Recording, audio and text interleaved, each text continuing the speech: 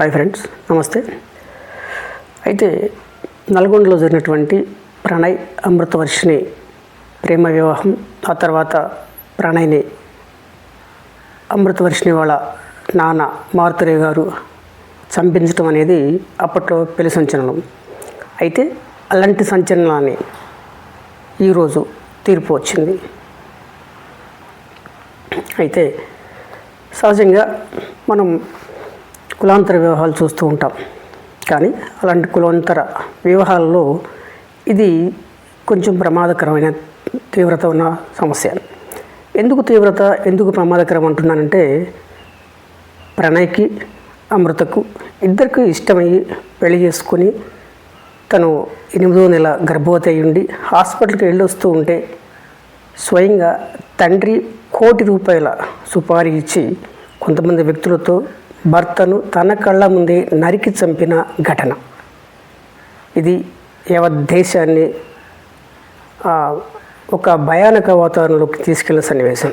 అంటే కులాంతర వివాహాలు చేసుకుంటే ఇలా కూడా జరుగుతుందా, ఇలా కూడా చేస్తారా అన్నంత భయానక వాతావరణం ఉన్న పరిస్థితి.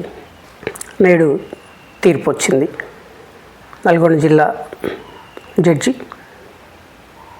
శ్రీ ఎన్ రోజారమణి గారు తీర్పుని వెల్లడించారు. ఈ తీర్పులో అంటే అప్పటికే ఏవన్గా ఉన్నటువంటి మారుతీరావు గారు సూసైడ్ చేసుకుని చనిపోవడం జరిగింది. మారుతీరావు గారు అంటే అమృతవర్షిణి వాళ్ళ నాన్నగారు సూసైడ్ చేసుకుని చనిపోవడం జరిగింది. ఏటుగా ఉన్నటువంటి సుభాష్ కుమార్ శర్మ తర్వాత అతనికి సహాయం చేసినటువంటి వారికి ఇవాళ జిల్లా జడ్జి వారు తీర్పుని ఇవ్వడం జరిగింది. ఏటుగా ఉన్నటువంటి సుభాష్ వర్మకు మరణశిక్షను విధించడం జరిగింది. ఇది ఒక మంచి శుభ పరిణామం అని చెప్పవచ్చు. అంటే కులాంతర వివాహాలు చేసుకుంటే వారిని సమాజంలో ప్రోత్సహించాలే తప్ప ఇలాంటి శిక్షలు అంటే చంపటం ద్వారా కానీ ఇంకో రకంగా కానీ సమాజానికి ఒక మంచి సంకేతాన్ని ఇవ్వలేమని జిల్లా జడ్జి గారికి ప్రత్యేకమైన ధన్యవాదాలు ఈ సమాజం తెలుపుకోవాల్సిన అవసరం ఉంది. అయితే ఇలాంటి కులాంతర వివాహాలు ఒక్క తెలుగు రాష్ట్రాల్లో కాకుండా దేశవ్యాప్తంగా అనేక కేసులు పెండింగ్లో పడిపోయి ఉన్నాయి. వాటన్నిటిని కూడా త్వరగా విచారణ జరిపి మంచి తీర్పులు ఇస్తే సమాజానికి మంచి మేలు జరుగుతుందని నేను అనుకుంటున్నా.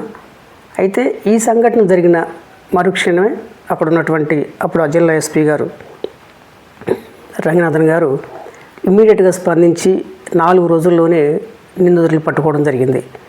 ఆ తర్వాత వచ్చిన ఎస్పీ గారు కూడా అంతే సీరియస్గా వర్క్ చేసి ఛార్జ్షీట్ని సమర్పించడం, తద్వారా నిందితులకు త్వరగా శిక్ష పట్టడానికి, అంటే కేసులో ఎక్కడా కూడా బలహీనంగా లేకుండా ఒక బలంగా, అంటే నిజమైన సాక్ష్యాధారాలు సేకరించి ఎంతోమందిని విచారించి ఎంతోమంది సాక్షులను సైతం విచారించి కోర్టుకు ప్రొడ్యూస్ చేయడం జరిగింది. తద్వారా ఈ తీర్పు రావడం ఇంత ఈజీ అయింది.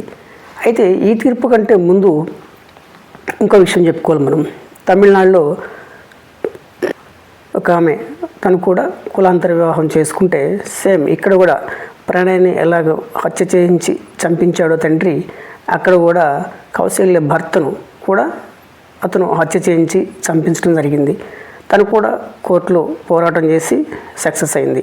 అయితే ఈ సందర్భం వచ్చినప్పుడు అమృతకు కౌశల్య కూడా కొంత అండగా ఉండి, నాకు కూడా ఇలాంటి సన్నివేశం జరిగింది, కోర్టుకు వెళ్ళు, ఫైట్ చేయి, ఏమీ కాదు, జరుగుతుంది, మనకు న్యాయం జరిగిద్ది అనే భరోసా ఇచ్చినట్టు మనకు సమాచారం.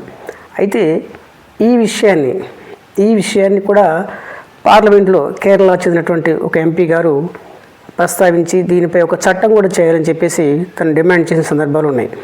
కాబట్టి ఇకనైనా కులాంతర వివాహాలను ప్రోత్సహించండి, తప్పేం లేదు.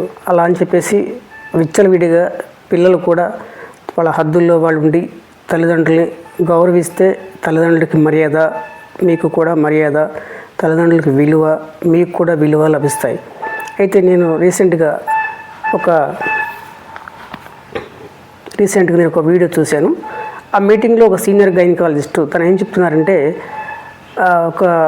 ఎవరో ప్రేమకు వ్యతిరేకించారని లేకుంటే ఎగ్జామ్స్లో ఫెయిల్ అయ్యామని పిల్లలు చనిపోతే పేరెంట్స్గా మేము చాలా బాధపడతామని చెప్తున్నారు. చూడండి, అంటే ఒక పేరెంట్కి ఒక పిల్లల మీద ఎంత ప్రేమ, ఎంత అఫెక్షన్ ఉంటుంది. కానీ మీరు తీసుకునే నిర్ణయాలు అంటే సరే, ఇక్కడ ప్రణితం తీసుకునే నిర్ణయాన్ని లేకుంటే ఇంకో నిర్ణయాన్ని నేను తప్పు పట్టలేదు, కానీ ఆ పేరెంట్స్ని కూడా దృష్టిలో పెట్టుకొని మీరు తీసుకునే నిర్ణయాలు ఉండాలి తప్ప మీ నిర్ణయాలు పేరెంట్స్కి ఇబ్బంది కలిగించే విధంగా ఉండకూడదు. ఇంకో విషయం ఏంటంటే, దేశంలో ఇంకా ఇలాంటి కేసులు అనేక రకమైన కేసులు ఉన్నాయి. దయచేసి ఈ కేసులను కూడా ముందుకు తీసుకొచ్చి ఎవరైతే బాధితులు ఉన్నారో ఆ బాధితులకి తగు న్యాయం చేయాలని కోరుచున్నాం.